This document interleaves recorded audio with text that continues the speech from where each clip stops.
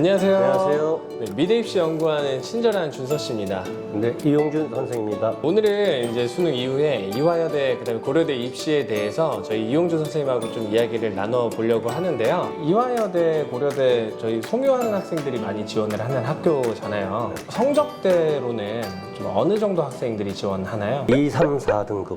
2, 3, 4등급이요? 그러면 좀 범주가 좀 넓게 느껴지는데. 1등급 아이들은 이미 뭐 홍대랑 서울대 쪽으로 갈려질 거고. 네네. 네, 그러니까 나머지 2등급 학생들이 어느 정도는 분포가 되어 있다고 보고. 네. 상대적으로 이제 과목별로 본다 그러면 3, 4등급도 같이 껴 있을 수 있다고 봐야죠. 선생님, 그 이화여대 많이 이렇게 지원시키시잖아요. 네. 제일 많이 합격시키신 게 몇 명이세요? 한 해에 34명. 그러면 과반수 아닌가요? 정원에? 그때 당시에를 한번 이제 회상을 해보면 네. 문제 유형이라는 그 부분이 결국은 조형 원리에 의해서 이제 조형 공간을 푸는 문제인데 대체적으로 그 당시에는 그게 준비들이 덜 돼 있는 상태라고 봐야 돼요. 그러니까 지금으로 친다 그러면은 그것이 이제 그 건국대학교 기초 디자인의 원조라고 볼 수도 있는데 네.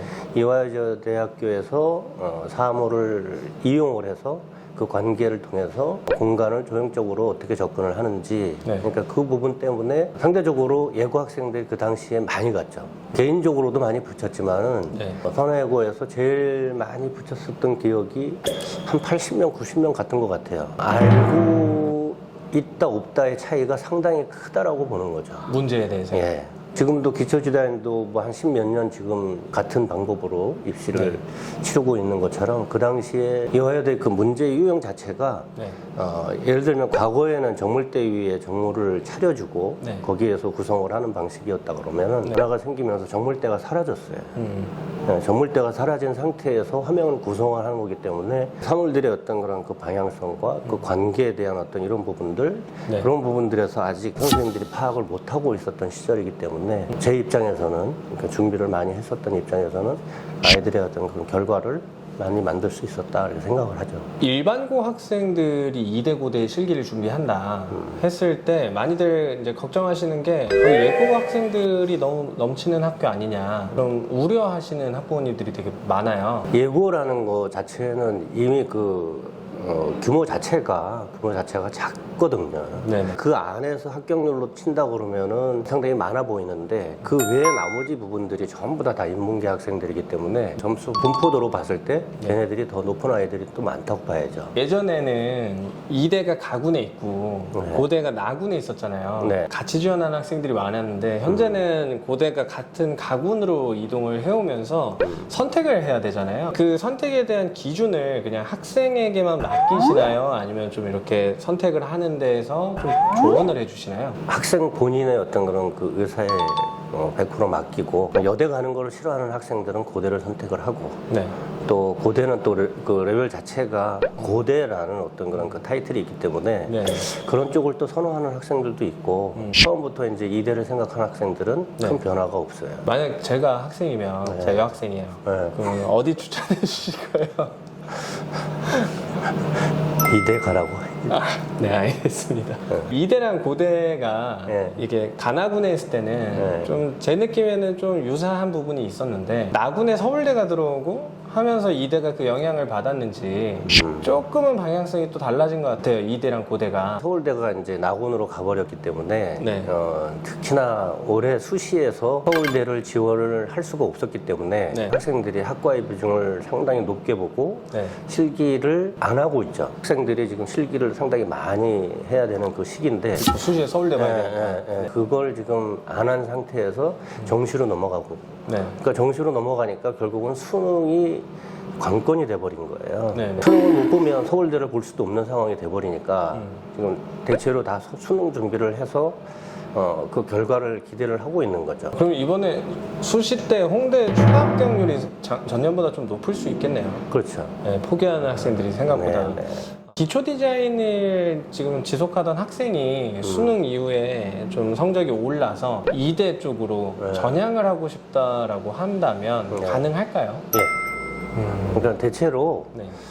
서양학과 학생들이 디자인과로 이렇게 선택을 할 때 그 문제점이 뭐냐 하면 화면 구성에 있어서 아이디어나 구성력이나 이런 부분들에 접근이 되게 어려워해. 근데 이제 디자인을 했던 학생들은 뭐 그런 그 사고의 어떤 그런 발상적인 부분들에 익숙해져 있어가지고 네.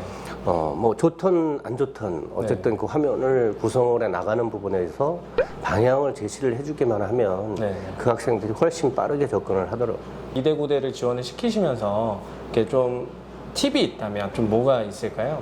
그러니까 방금 선생님이 얘기한 것처럼 이거 기본기라는 게 결국은 양감이라는 기본 단순한 개념인데 단어는 쉬운데 결국은 아이들이 매일 표현하는 부분에서 지적받는 부분이 결국은 형태 문제, 공간감 문제. 그러니까 이게 두 가지 문제가 결국은 계속 입시 때까지 뭐 아이디어를 가지고 화면 구성을 하고 이걸 정리해 나가는 과정에서는 결국은 그 기본기에 대한 문제를 계속 해결을 해 나가는 과정이라고 보거든요. 기초가 그만큼 중요하다고 봐야죠. 선생님도 기초에 대해서 많이 강조하시고요. 이화여대라고 하면 이제 디자인 학부, 그다음에 서양화, 뭐 성균 패션, 뭐 동양화 이렇게 칠기들이 나뉘잖아요. 그 차이를 조금 설명해 주실 수 있나요?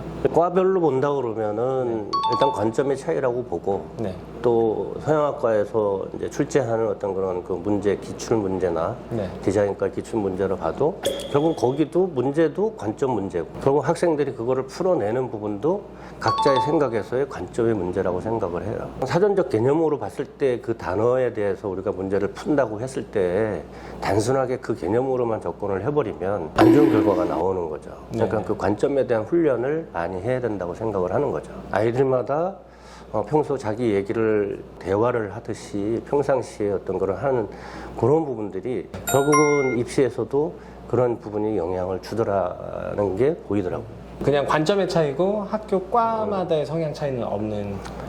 고대 실기가 같은 소묘이긴 하지만 이대랑 조금은 성향 차이가 있잖아요. 시청자분들은 그걸 잘 모르실 수 있어서 이대와 고대 같은 소묘 유형이지만 이제 그 차이에 대해서도 조금 설명을 해주면 좋을 것 같은데. 그러니까 고대 같은 경우에는 이제 쭉 그 원성제로 연필로만 입시를 치르고 있기 때문에 큰 변화가 없는 상태라고 볼 수 있고 이대 조형학부 쪽 같은 경우에는 이제 서울대 쪽 방향으로 문제 유사성이 이렇게 공통 분모가 생기고 있거든요.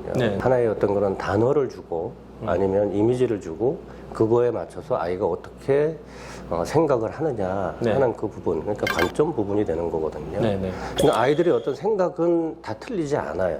틀리지 않은데 그것을 평가하는 사람 입장에서 바닥에 깔려있는 그림을 봤을 때에는 아이의 어떤 그런 평소의 생활이라든가 공부의 어떤 습관이라든가 생각을 끌어내서 그거를 정리해내는, 뭐 예를 들어서 뭐 한국말로 우리들끼리 말을 빨리 하면서 소통을 하듯이 쉬운 문제가 아니라 이거를 바꿔서 영어로 얘기한다고 그러면 되게 어려운 문제가 돼버리잖아요. 주어 동사가 바뀌어버리는 그런 상황처럼 아이들이 그 문제를 푸는 연출 부분에 있어서는 어떻게 뭐 영어로 이렇게 말을 하듯이 듣듯이 그거를 바로바로 해석할 수 있느냐, 이 부분이 학생들이 고민하는 부분이라고 봐야죠. 이대를 준비하던 학생이 수능 이후에 고대 할게요.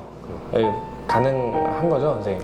고대 입장에서 보면은 뭐 기분 나쁠 수도 있는데 고대가 더 쉽다고 봐야죠. 그러니까 성적이 어느 정도 그 레벨이 되는 학생들이 지원을 하기 때문에 기초가 탄탄한 학생이 훨씬 더 유리한 거거든요. 근데 재료도 단순하고. 근데 이대 같은 경우에는 언어가 나와버리면은 아이들은 그 언어에 대한 어떤 그런 자기 경험 속에서 그 기억 속에서 그거를 찾아서 자기가 결정을 하는 부분이기 때문에 상당히 주관적인 부분이 작용을 많이 해요. 그렇기 때문에 상대적으로 다른 학생들하고 비교했을 때 객관적인 부분에서 평가가 되기 때문에 교수들은 이제 좀 더 경험이 풍부한 선생님들이기 때문에 그걸 선별하기가 쉽죠. 오늘 이대고대 사실 할 얘기는 더 많으시잖아요. 뭐 그런 할 얘기를 여기 오면 더 해주실 수 있는 거죠? 오시는 분들께. 그렇죠. 알겠습니다. 그러면 이번 영상은 여기서 마무리 짓도록 하고요. 이제 이대고대 이야기 했으니까 사실 이야기할 학교가 아직도 수두룩하게 많이 남아 있습니다. 뭐 서울대도 있고, 그다음에 뭐 가군의 이제 대표적인 학교는 또 국민대도 있고 여러 가지 학교들이 남아 있으니까요. 그런 학교들에 대해서 좀 더 유익한 정보를 가지고 다시 찾아오도록 하겠습니다. 네, 이번 영상은 여기에서 마무리하도록 하겠습니다. 감사합니다.